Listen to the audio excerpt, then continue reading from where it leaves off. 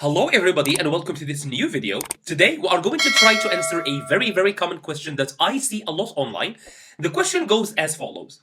I know a lot of vocabulary items and I have spent a lot of time learning new words in English, but the problem is that when I'm speaking or when I'm writing, but this happens especially in speaking, when I'm speaking, it seems to me that I'm only using a small portion, a small percentage of the words that I know in English. This is, as I said, a very common problem, and today we are going to try and fix it with 3 simple tips that we are going to try. So, without further ado, let's get right into it. The problem that we are talking about today is actually often referred to as passive versus active vocabulary. So, what's the difference between these two types?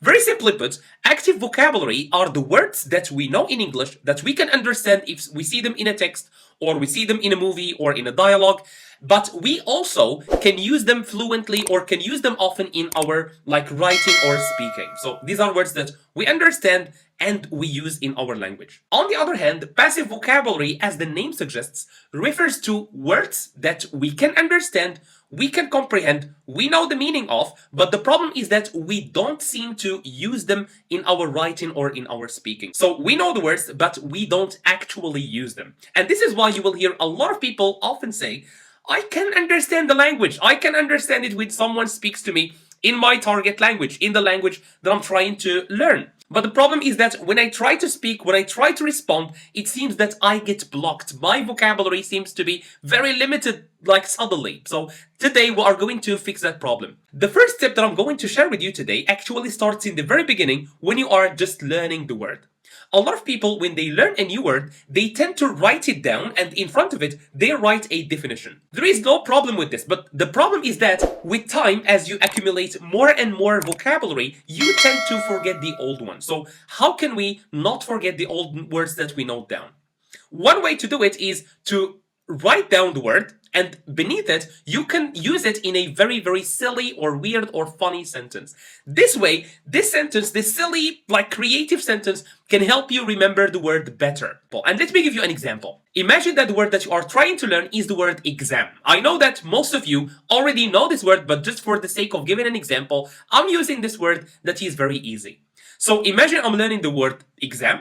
To note it down, I can write down the word. If you want, you can write down the definition, but beneath it, you can write a silly sentence like, the exam was so difficult, it made even my pen cry. Another example is to say, the exam was so difficult, it made me question my life choices. Just examples like this. So you can actually try that by going to the comment section and write for me a new word that you had just learned and then try in front of it to come up with a very creative, silly or weird sentence. Silly, funny or weird sentences actually will help you to remember the word better. The second tip that I'm going to share with you is also related to note-taking.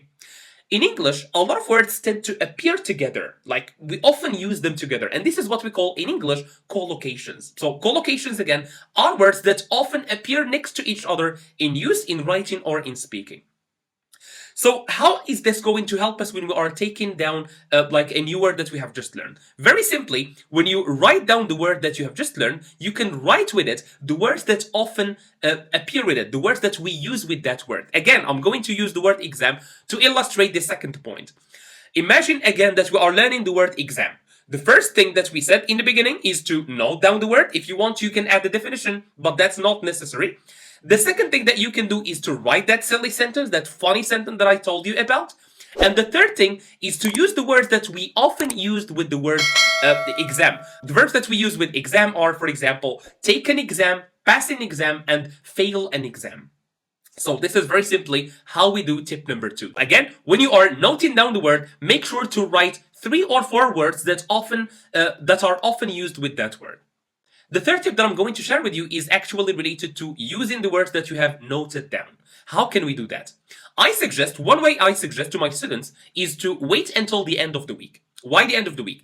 At the end of the week, you often have accumulated a lot of vocabulary throughout the week. Maybe 10, maybe 8 vocabulary items, but it's better than doing it at the end of the day, because at the end of the day, maybe you have just learned 2 or 3 words, and also doing it every day will make you get bored, or maybe you will lose your motivation to do it. So wait until the end of the week.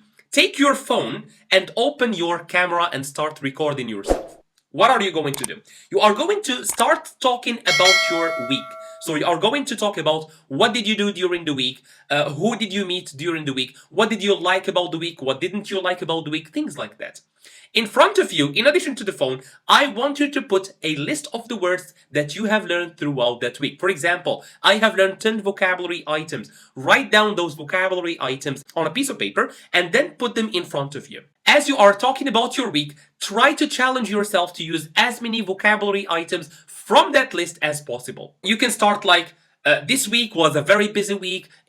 On Monday, I have done this and that. On Tuesday, I have met with my friends. We went, for example, to the movies. On Wednesday, I had a big problem with my boss, things like that. And as you are talking about your week, you try to slip in some of the vocabulary items that you have on your list. Or you can simply say, on Monday, I have learned this word which means this and that, and I use it in this sentence. So even if you can't use it like in the context, you can just mention it as one of the words that you have learned and on which day you have learned that word. So to recapitulate what we have talked about today, we said that English learners have two types of vocabulary, active vocabulary and passive vocabulary.